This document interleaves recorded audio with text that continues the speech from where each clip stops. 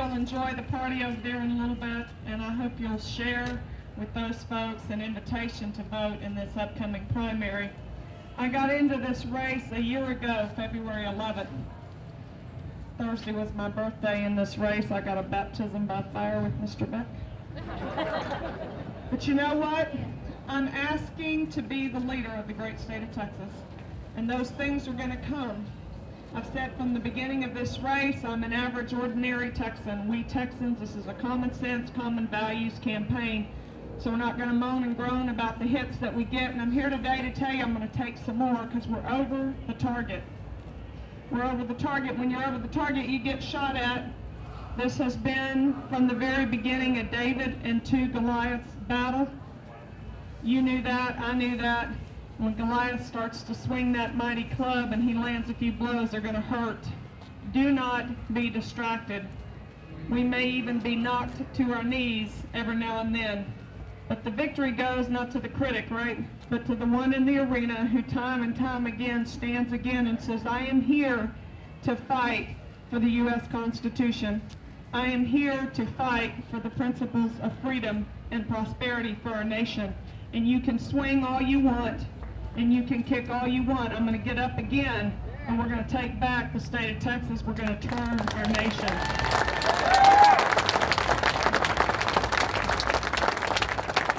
It was ironic, I think, that a question about 9/11 came. If you've listened to me, you have heard me say, I think we're asking candidates the wrong question frequently. Candidates are very good about political spin. We know the buzzwords to say. We talk about constitutional, conservative, limited government, ideals, and yet we keep getting bigger and bigger government. The first vote I ever cast was in November 1980, just after graduating from high school. I was able to vote for President Ronald Reagan.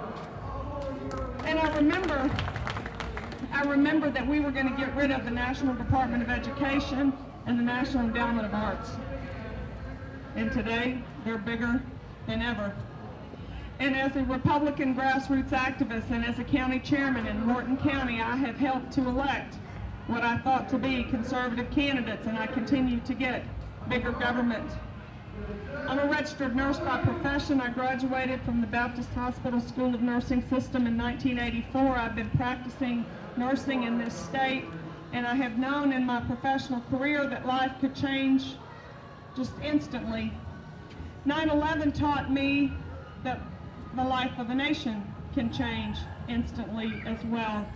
I had been saying for some time that we're not interviewing our candidates correctly. We want limited government, we want constitutional values, and yet we keep getting bigger and bigger government. We're not asking the right questions. And after 9/11, it kind of hit me, you know what we ought to be asking every candidate is, do you know the difference between policies that protect freedom and those that destroy it? You've heard me say that for over a year, but I don't often talk about that. Came out of seeing what our nation went through on 9/11 and understanding that that's really the job of elected leaders, isn't it? To protect life, liberty, and property, whether you're doing it from a bench from a seat at the city council, a seat on the county commissioner's court, Austin, Texas, or Washington, D.C. The job of government in this constitutional republic is to protect life, liberty, and property. Do you know the difference between those policies? When the isms come to America, socialism, Marxism, fascism, communism, will you recognize it, or do you think it'll come with purple spots? Do you know the difference between policies that protect freedom and those that destroy it? As a teenager, I remember this nation seemed to compete with Russia in every way. And yet that nation had famine in the land, and it crumbled because the government took and took and took from the people. And when there's no freedom, when you don't keep what you work for, you quit working. It doesn't matter how many natural resources your nation enjoys.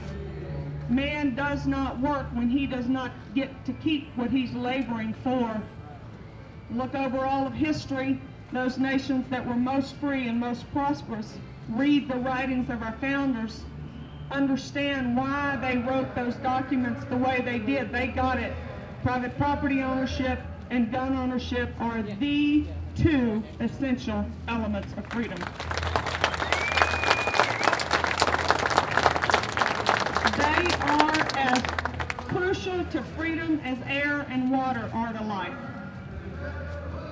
We're going to be courageous enough in this time in our country to restore freedom, or we're going to ensure that our children or our grandchildren will one day bleed to get back the freedom that we've let be stolen from us. I don't know about you, but I didn't think I could take any more oppression and tyranny. So in November of 2008, when someone asked me to run for governor, as much of a long shot as that was, I began to chew on that idea, and as more people asked and we chewed a little bit more in February of 2009, I said, okay, I'll get into that arena and I'll fight those two Goliaths, because I'm not taking this anymore.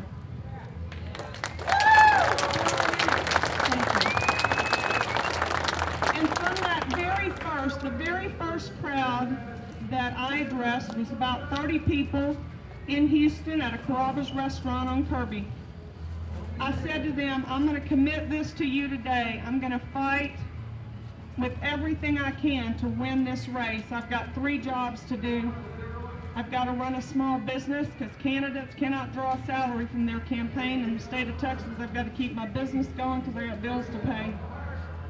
I got to run a statewide campaign, and I got to prepare to be governor. And I'm committing to you this day, and that was February a year ago, that I'm going to run with the aim of winning this race. But I'm telling you now that whether or not I win really doesn't have anything to do with me. It's up to you. How hard are you going to work between now and March 2nd, 2010 to get a victory? How much does it mean to you? We'll never compete financially with those two Goliaths, but we will compete with the sword of truth. We will compete with shoe leather and elbow grease, and we can win this race if you want to win this race. And fortunately for Texas, many of you have decided you've had enough too, and you've stood shoulder to shoulder and arm in arm, and so we are over the target. We are statistically even with Kay Hutchison, and our trajectory is doing that, and then is doing this. This is a campaign, remember, that nobody was going to know anything about, and then she's just going to get a couple of points. And then, why didn't she just sit down? Because now she's going to cost us millions of dollars, and we're going to have a runoff, and doesn't she know that? Get out of the way. And then she might be in the runoff. I'm here to tell you we're going to win this race. We're going to win this race because we've had enough tyranny, we've had enough secrets, we've had enough corruption, we've had enough special interest in our lives. We want a government of the people, by the people, for the people, and we deserve a government of the people, by the people, for the people.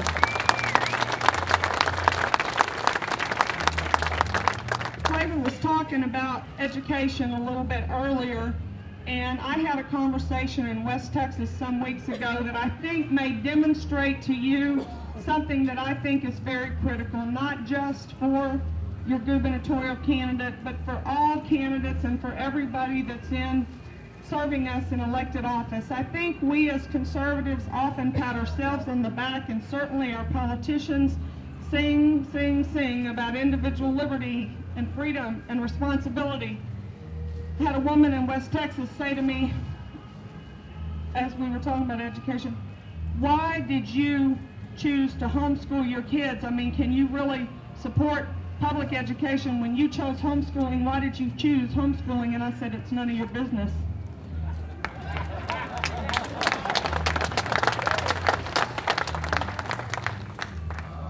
It's your choice as a parent. We need government that's courageous enough to say that my job in the government is to create a set of laws that ensure fairness and justice, that ensure those laws apply equally to everybody. But I have no business using the club of the government to try to force you into the same line that I'm walking in my family. We don't have that in government today.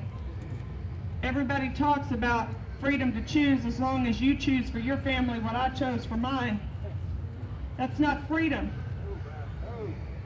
That doesn't give us the kind of innovation and prosperity and creativity and joy and peace that we get when you get to decide what you're going to do in your home. You want to vaccinate your daughter, you vaccinate her. You have a conversation with your physician and you and your family make that choice. You want to send your child to the public school, go to the public school. You want to use a private school, go to the private school. That's your choice. You want to drive a Ford, drive a Ford. You want to drive a Dodge, drive a Dodge. That's not your government's job. And yet we've got this paternalism in Austin that thinks that we cannot make decisions for ourselves.